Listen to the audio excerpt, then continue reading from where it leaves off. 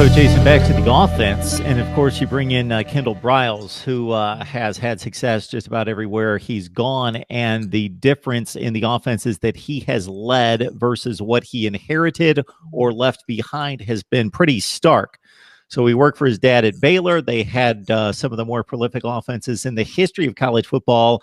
I'm not going to say the best offenses in college football because I think Big 12 defense certainly gave it some support, but certainly from a numbers standpoint, yeah, I don't know. I'm kind of in the minority knocking Big 12 defense at times. I don't know. It's just something that I see, and I don't think anyone else does. But yeah, they tended to have some inflated numbers there at Baylor, but they were certainly gifted with the likes of Corey Coleman and Josh Gordon and so forth. Houston. He takes over a 65th ranked offense. They turn into the number 4 offense in the country. FAU, similarly, they were 8th ranked when he was there. He leaves. They drop to 50th. Yeah. So there's got to be a ton of hope considering what Florida State offers in regards to talent mixed with Kendal Briles' approach to offense.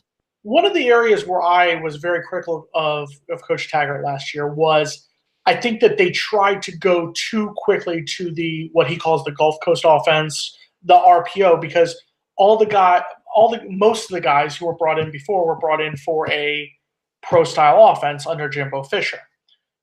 As you saw last year, it's extremely hard to take guys from one offense to a virtually completely different style of offense. So that's what I believe this year will be a little bit better because you will see a lot of similarities between what Briles has run previously and what Taggart tried to do before. That's number one. Number two, I think the fact that Briles will be given the keys to the offense right away instead of it just doing last year where Willie ran everything and then Walt Bell started to do it more towards the end of the year. So I think once knowing that Kendal Briles is the man, he'll be the one doing most of the stuff, will make things a lot easier and there's not going to be that back and forth. With all that being said, I am a little bit hesitant. The borderline pessimist in me is just a little bit hesitant because of what he has done before. Like we talk about, I will be the first person to knock Big 12 defenses every day of the week. Also, FAU, Houston, great teams, great offenses, but they never really played decent defenses. They rarely played defenses who were in the top half of college football as far as total defense when it was at both stops, both in Boca and in Houston. So that is my one caveat. With that being said, as much as you hate to sound like a broken record, there's nowhere to go but up.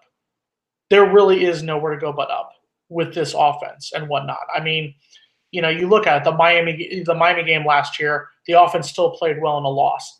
As much as you hate to say it, in the Clemson game, the first quarter, the defense held up and the offense was It wasn't like they were getting blown out of a lot of games last year offensively. What would happen is they would just fall behind, and it was the oh shucks, here we go again.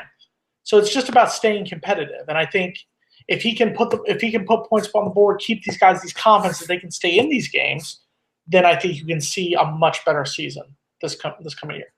Jason, the counter caveat to what you just delivered there in regards to Briles' performance at those two schools would be, yes, it was not performed against rugged schedules in the Power 5, but at the same time, the before and after, or the before and after from the flip side was performed against light competition. So it's not like FAU had a soft schedule when he was running the offense and suddenly they're playing Alabama and Ohio State every week the next year. So we'll see if it translates.